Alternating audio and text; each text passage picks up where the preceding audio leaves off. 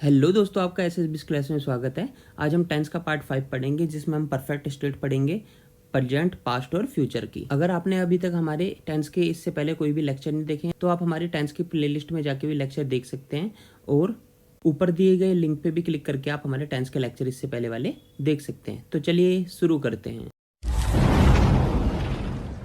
अब हम क्या पढ़ रहे हैं? अपना परफेक्ट पढ़ रहे हैं। तो हम परफेक्ट के बारे में तो कुछ जानेंगे। जो आप कंफ्यूज होता है, ये ज़्यादातर पेपर में आपको कंफ्यूज होता है। तो परफेक्ट क्या होता है? परफेक्ट से देखना, ये कंप्लीशन शो करता है। क्या शो करता है? ये कंप्लीशन शो करता है। अब हम देखेंगे परफेक्ट कैसे होता है। आपको पता है परफेक्ट जो होता है हमारा प्रेजेंट में भी होता है, पास्ट में भी होता है और फ्यूचर में भी होता है। तो जो परफेक्ट होता है वो हमारा प्रेजेंट, पास्ट और फ्यूचर तीनों में होता है। अब हम प्रेजेंट में क्या समझेंगे? जो प्रेजेंट में हमारा परफेक्ट होता है वो क्या होता है? वो हमारा एब्सोल्यूट होता है। क्या होता है? एब्सोल्यूट कंप्लीशन होता है। अब एब्सोल्यूट कंप्लीशन का मतलब क्या होता है? पूरा पूरा। ठीक है, क्या होता है एब्सोल्यूट का मतलब? पूरा, या फिर आप बोल सकते हो इसे स्थिर। ठीक है। अब जो पास्ट का परफेक्ट होता है वो क्या होता है? हमारा रिलेटिव होता है। क्या होता है? Relative completion. अब ये नीचे वाला फ्यूचर भी हमारा इसमें आएगा, रिलेटिव कंप्लीशन में। तो हम इससे क्या बताना चाह रहे हैं? जो प्रेजेंट में होता है वो हमारा एब्सोल्यूट कंप्लीशन होता है। मतलब ये सेंटेंस सिंपली हम एक ही बार लिख सकते हैं। ठीक है। एब्सोल्यूट कंप्लीशन का मतलब क्या होता है? उसे किसी और की जरूरत ही नहीं पड़ती है। किसी और की ज़रूरत ही नहीं पड़ती। अभी ये चीज़ हम आपको नीचे समझाएंगे। और रिलेटिव में क्या होता है? उसे किसी और की ज़रूरत पड़ती है। उसे किसी और की ज़रूरत पड़ती है। अब ये दोनों चीज़ें हम नीचे समझाएंगे कि भाई ज़रूरत पड़ती है किसी चीज़ की या ज़रूरत नहीं पड़ती, वो होता क्या है। ठीक है। हम यहाँ कैसे समझते हैं? मान लीजिए ये हमने बना दिया टाइम लाइन। क्या बना दी हमने? ये टाइम लाइन। टाइम लाइन में क्या हुआ? ये हो गया हमारा प्रेजेंट, ये हमारी क्या है? टाइम लाइन है, ये याद रखना। तो हमने बोला ये प्रेजेंट हो गया, ये क्या हो गया? हमारा पास्ट, और ये क्या हो गया? हमारा फ्यूचर हो गया। ठीक है। अब जो प्रेजेंट परफेक्ट अगर बोलोगे, क्या बोलोगे? प्रेजेंट का परफेक्ट बोलोगे तो प्रेजेंट परफेक्ट क्या होता है? भाई कोई काम यहाँ कहीं चालू होएगा और यहाँ पर आके क्या हो गया होगा? खत्म हो गया हो प्रेजेंट पे आके। तो आप क्या बोलोगे? मैंने वो काम कंप्लीट कर लिया है। क्या कर लिया? कंप्लीट कर लिया है। तो आपने बोला ठीक है, ये तो सही है, हमारा एब्सोल्यूट कंप्लीशन। क्या होगा? Absolute completion.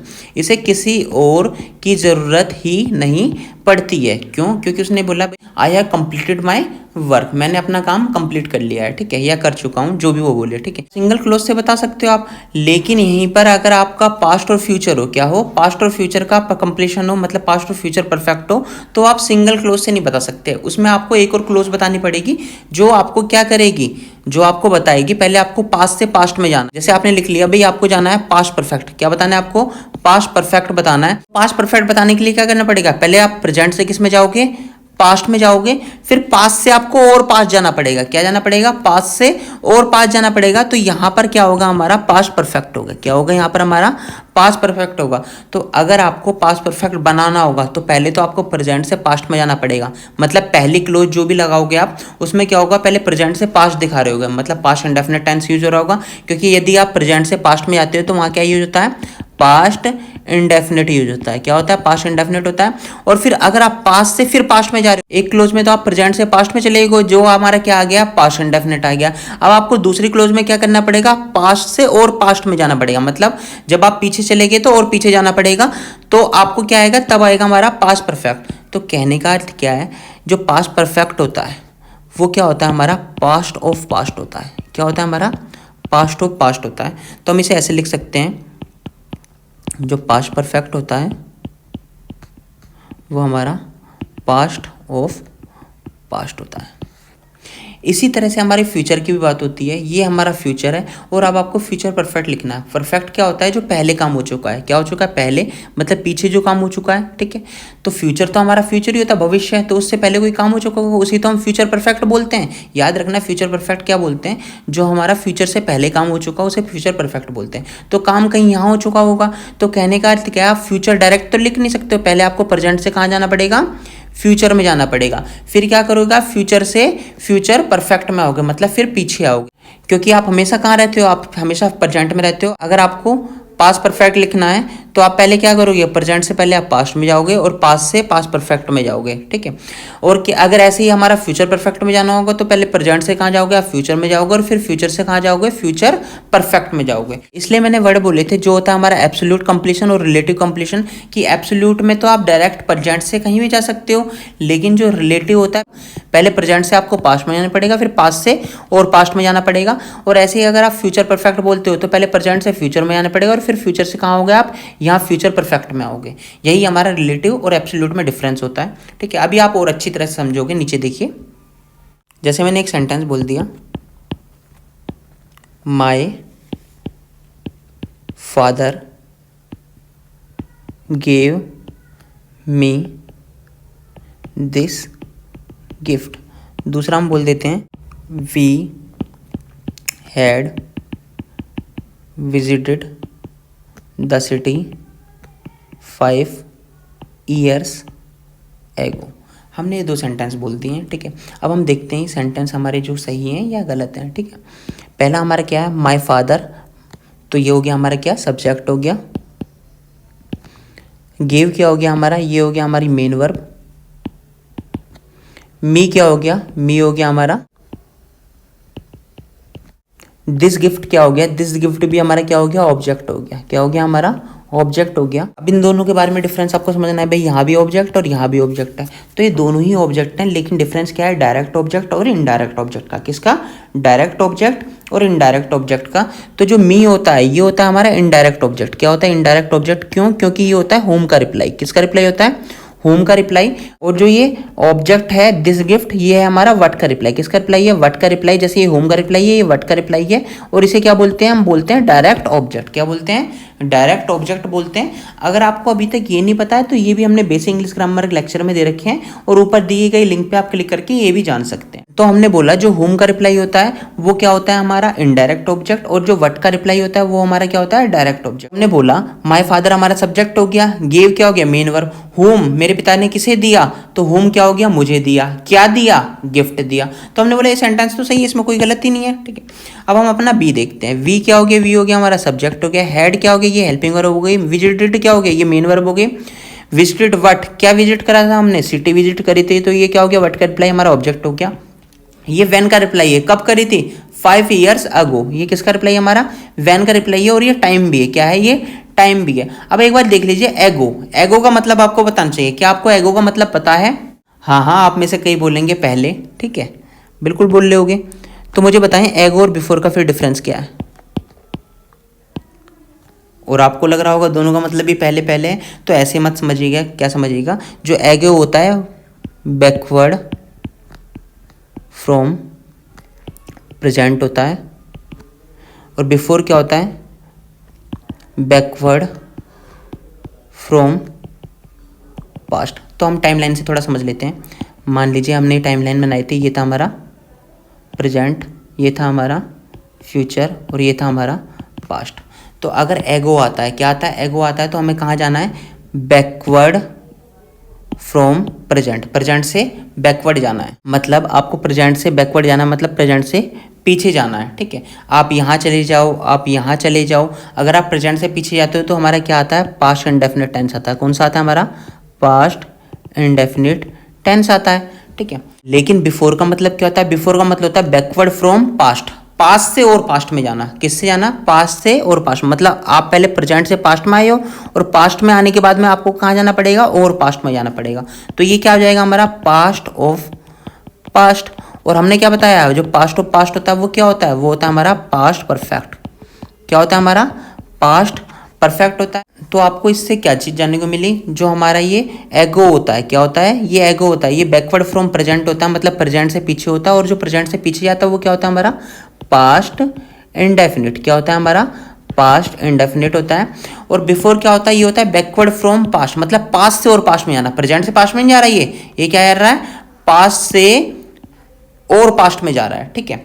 तो अगर पास्ट से और पास्ट में जाएगा तो क्या आएगा हमारा, पास्ट परफेक्ट आएगा। तो जो बिफोर आएगा वो क्या आएगा हमारा, पास्ट परफेक्ट आएगा। क्या आएगा हमारा? पास्ट परफेक्ट आएगा। तो ये चीज़ ध्यान रखना, जब भी हमारा एगो आएगा तो क्या आएगा हमारा? पास्ट इंडेफिनिट, और जब भी हमारा बिफोर आएगा तो क्या आएगा? Past perfect. लेकिन ये चीज़ रट मत लेना, समझना, बिल्कुल विजुलाइज करना, कॉन्टेक्स्ट समझना इसका, जब आप इसे सही से कर पाएंगे। ठीक है, अब आपने क्या देखा? ये सेंटेंस देखा, we had visited the city 5 year ago. हमने 5 साल पहले ये सिटी जो थी विजिट करी थी। और एगो का मतलब क्या होता है? बैकवर्ड फ्रॉम प्रेजेंट, प्रेजेंट से 5 साल पहले। अगर आप प्रेजेंट से 5 साल पहले जा रहे हो तो वो किस में आएगी?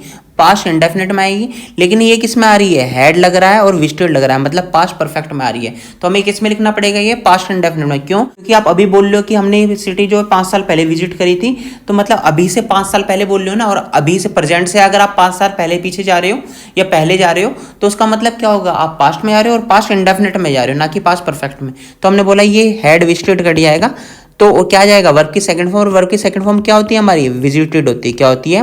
विजिटेड होती है। ये वर्ब की कौन सी फॉर्म है? सेकंड फॉर्म है, मतलब पास्ट इंडेफिनिट टेंस लग रहा है हमारा। ठीक है, अब हम एक और सेंटेंस देख लेते हैं। When he joined this company in 2014 we had studied together 5 year ago। ठीक है, ये हमने सेंटेंस लिख लिया। क्या लिखा? When he joined this company in 2014, जब उसने 2014 में कंपनी ज्वाइन करी थी, we had studied together 5 year ago। ठीक है, अब आपको क्या दिख रहा होगा भाई? आपको लग रहा होगा भाई ये एगो है और इसके साथ में क्या आ रही है? हैड स्टडीड आ रही है, मतलब पास्ट परफेक्ट आ रही है। तो हमारे यहाँ ये गलत हो जाएगा। जहाँ तक मुझे लग रहा है आपको ऐसे ही लग रहा होगा, लेकिन ऐसा नहीं है। क्यों? क्योंकि सेंटेंस में क्या बोल रहा है? When he joined this company in 2014, जब उसने 2014 में ये कंपनी ज्वाइन करी थी। मान लीजिए ये हमारा हो गया 2020, क्योंकि अभी हमारा 2020 चल रहा है। और उससे पहले उसने कंपनी कब ज्वाइन करी थी? इन 2014। कब करी थी? 2014 में। 2020 हमारा क्या हो गया? ये हो गया हमारा प्रेजेंट, और 2014 क्या हो गया? ये हो गया हमारा पास्ट। तो क्या बोल रहा है? When he join this company 2014, जब उसने कंपनी 2014 में ज्वाइन करी थी, we had studied together 5 year ago. हम उससे भी 5 साल पहले एक साथ पढ़ चुके हैं। इससे 5 साल पहले क्या होगा? अगर हम 14 में 5 घटाएं तो क्या आएगा? 9 आएगा, मतलब 2009। तो इससे भी पहले हम 5 साल पढ़ चुके हैं। तो हमने क्या बोला था? यदि अगर पास्ट आए, पहले आप प्रेजेंट से पास्ट में गए और फिर पास्ट से किस में जा रहे हो? और पास्ट में। ठीक है, तो ये क्या होगा हमारा? Past of past. अब आप बिल्कुल सही समझ रहे हैं। अगर पास्ट ऑफ पास्ट होएगा तो किस में आएगा हमारा? पास्ट परफेक्ट में। किस में आएगा हमारा? पास्ट परफेक्ट में। तो हमारा यहाँ पर क्या गलत है? हमारा यहाँ पर ये एगो गलत है, ना कि हमारा ये हैड स्टडीड गलत है। ये हमारा बिल्कुल सही है। अब हमारा क्या गलत है? यहाँ पे एगो गलत है। क्यों? क्योंकि इसमें बता रहा है ये अभी से 2014 में जब हमने कंपनी ज्वाइन करी थी, उससे भी पहले हम 5 साल पढ़ चुके थे साथ में। ठीक है, ये बताना चाह रहा है। तो अगर वो अभी से भी पहले तो उसने क्या करा? प्रेजेंट से वो पास्ट में गया और फिर पास्ट से और पास्ट में गया। अगर और पास्ट में जा रहा है तो क्या आएगा फिर हमारे यहाँ पे? बिफोर आएगा। क्या आएगा? बिफोर आएगा। क्यों? क्योंकि यही हमारा पास्ट ऑफ पास्ट दिखाता है, जिसे हम क्या बोलते हैं? Past perfect. ये बात आपको कुछ हद तक समझ में आई होगी। तो आपने देखा भी होगा, क्या आप देखते होगे नरेशन में? कभी आपने नरेशन पढ़ी भी होगी, अगर नहीं पढ़ी तो समझ लेना, कोई बात नहीं। नरेशन में आप क्या देखते होगे?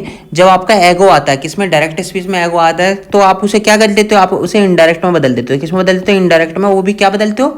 बिफोर। यदि आपका एगो आता है तो आप उसे किस में बदल देते हो? बिफोर में। ठीक है, तो एगो क्या होता है? ये होता है हमारा पास्ट इंडेफिनिट। क्या होता है हमारा? Past indefinite. और बिफोर क्या हो जाता है हमारा? Past perfect. क्या हो जाता है हमारा? Past perfect. तो यही हम नरेशन में ही करते हैं। जब हमारा पास्ट इंडेफिनिट आता है तो हम किस में बदल देते हैं? पास्ट परफेक्ट में। ये हमने आपको पहले बताया। और पास्ट इंडेफिनिट हमारा क्या होता है? एगो होता है, और बदलते किस में? हम बिफोर में बदलते हैं। ठीक है, यहाँ से ही कुछ कीवर्ड मिलते हैं जिसे हम पास्ट इंडेफिनिट में यूज करते हैं, लेकिन उन्हें रट मत लेना, समझना, क्योंकि हम रट रहे नहीं है, इंग्लिश को समझ रहे हैं। क्या? जब भी yesterday, ago, last year, last week, last month, 2009, मतलब पास्ट का कोई भी टाइम। 2009 बोलिए, 2010, अभी 2020 चल रहा है तो इससे पहले आप कोई भी बोल सकते हो। बेशक आप 1992, 1817 जो भी बोलो आप। ठीक है, इन चाइल्डहुड, इन पास्ट, ऐसे कुछ भी वर्ड, ठीक है, कि पर्टिकुलर वर्ड नहीं है, ऐसे बहुत सारे वर्ड हैं, तो आपको समझने की ज़रूरत है। हमने क्या बोला, यस्टरडे, यस्टरडे का मतलब क्या होता है, जो समय बीत चुका है, तो मतलब पास्ट दिखा रहा होगा। एगो मतलब वही हमने पढ़ा है कि जो पहले चल रहा होगा वो भी पास्ट दिखा रहा होगा। लास्ट ईयर का मतलब जो अब से पहले साल होगा वो भी पास्ट दिखा रहा होगा। लास्ट वीक का मतलब इस वीक से जो पहले होगा वो भी पास्ट दिखा रहा होगा। लास्ट मंथ का मतलब जो इस मंथ से पहले होगा वो भी पास्ट दिखा रहा होगा। 2009 का मतलब अभी 2020 चल रहा है तो 2009 भी हमारा पास्ट दिखा रहा होगा। इन चाइल्डहुड, अभी हमारी यंग एज चल रही हो या फिर हमारी ओल्ड एज चल रही हो, तो इससे पहले भी हमारे क्या दिखा रहा होगा, पास्ट दिखा रहा होगा। इन पास्ट, ये भी हमारा पास्ट दिखा रहा होगा। कहने का अर्थ क्या है कि आप वर्ड को देखिएगा कि ये पास्ट दिखा रहा है नहीं दिखा रहा। अगर पास्ट दिखा रहा है वो, तो हमारा किस में यूज होगा, पास्ट इंडेफिनाइट में हमेशा यूज होगा। लेकिन इस चीज़ को रट मत लेना, समझना और तब अप्लाई करना, ठीक है। आगे हम एक और सेंटेंस लिख देते हैं ताकि आपको सही से समझ में आ सके। These are the ideas and ideals that have shaped our economic thought in past। हमने क्या लिखा है, These are the ideas and ideals that have shaped our economic thought in past। अब आपको एक चीज़ दिख रही होगी, इन पास्ट, क्या है ये, इन पास्ट है, तो ये क्या आ रहा है, हमारा पास्ट का टाइम आ रहा है, किसका आ रहा है, पास्ट का टाइम आ रहा है। अब हम जरा देखते हैं क्या, जैसे हमने बोला these are the ideas and idols, ये हमारा पूरा का पूरा क्या हो गया, एक क्लॉज हो गई, ठीक है। और जो दैट होता है वो क्या होता है, रिलेटिव प्रोनाउन होता है। क्या होता है, रिलेटिव प्रोनाउन होता है, जो पूरी की पूरी क्लोज को दिखा सकता है। तो मतलब रिलेटिव प्रोनाउन ने इस पूरे को क्या बोल दिया, सब्जेक्ट बोल दिया। क्या बोल दिया, इसे सब्जेक्ट बोलते हैं। ये हम रिलेटिव प्रोनाउन में पढ़ाएंगे और थोड़ा सा हमने बेसिक में भी इसके बारे में डिस्कस करा हुआ है, ठीक है। तो हमने क्या बोला, ये these are the ideas and ideals हमारे क्या हो गया, सब्जेक्ट हो गया इस दैट का। और ये क्या होता है, रिलेटिव प्रोनाउन होता है। रिलेटिव प्रोनाउन जो होता है दो काम करता है, थोड़ा सा मैं बता देता हूँ। रिलेटिव प्रोनाउन क्या होता है, दो काम करता है। एक तो क्या करता है, सेंटेंस में कंजंक्शन का काम करता है। क्या काम करता है, कंजंक्शन का। और दूसरा काम क्या करता है, वो सब्जेक्ट भी बनता है। क्या बनता है, सब्जेक्ट। मतलब ये सब्जेक्ट खुद नहीं बनता है, रेफर करता है। क्या करता है, सब्जेक्ट को रेफर करता है, ठीक है। ये दो काम करता है रिलेटिव प्रोनाउन, ठीक है। तो ये जो कंजंक्शन का काम तो कर ही रहा है, ठीक है। क्यों, क्योंकि हमने बताया था यदि दो क्लोज होंगे, क्या होंगे, यदि दो क्लोज होंगे तो क्या चाहिए, बीच में एक कंजंक्शन चाहिए। क्लोज वन और क्लोज टू, तो क्या चाहिए इसके बीच में, कंजंक्शन चाहिए। ये हमने अपने बेसिक इंग्लिश ग्रामर के लेक्चर में करवाए हुए हैं, तो अगर आपने वो नहीं देखे तो वो जरूर देख लेना पहले, ठीक है, जब यहाँ पर आना, ताकि आपको आसानी से समझ में आ सके, चीज़ें विजुलाइज हो सके, रटना ना पड़े बिल्कुल भी, ठीक है। तो हमने बोला ये सब्जेक्ट हो गया, ये हमारे रिलेटिव प्रोनाउन हो गई जो यहाँ पे कंजंक्शन और सब्जेक्ट का काम कर रही है। तो अगर ये सब्जेक्ट हुआ तो कोई हेल्पिंग वर्ब आनी जरूरी है, ये हेल्पिंग वर्ब हो गई और ये मेन वर्ब हो गई, ये मेन वर्ब आ गई, ठीक है। लेकिन हमने बोला जो इन पास्ट है ये क्या हमारा पास्ट टाइम है, क्या है, पास्ट टाइम है। और पास्ट का टाइम इन पास्ट में हमने क्या बोला था कि भाई जो पास्ट का टाइम होता है वो पास्ट इंडेफिनिट से दिखाना चाहिए। लेकिन जो हैव और सेव्ड है ये क्या है हमारा, ये तो प्रेजेंट परफेक्ट है, क्योंकि हैव के साथ में हमारी वर्ब की थर्ड फॉर्म है। तो अगर इन पास्ट है और टाइम हमारा पास्ट का है, तो हमने बोला अगर हमने बोला टाइम हमारा पास्ट का है तो हमारा टेंस भी किस में चलेगा, पास्ट में चलेगा। और पास्ट में भी किस में चलेगा, पास्ट इंडेफिनिट में। तो हमने बोला ये हैव हमारा कट जाएगा और सेव्ड आ जाएगा। अब सेव्ड हमारा यहाँ पे वर्ब की थर्ड फॉर्म ना होकर क्या होगी, वर्ब की सेकंड फॉर्म। अब हमारा ये क्या है, पास्ट इंडेफिनिट टेंस है। क्या है हमारा, ये पास्ट इंडेफिनिट टेंस हो गया। ये बात समझ में आई। पांचवा, दे हैव नो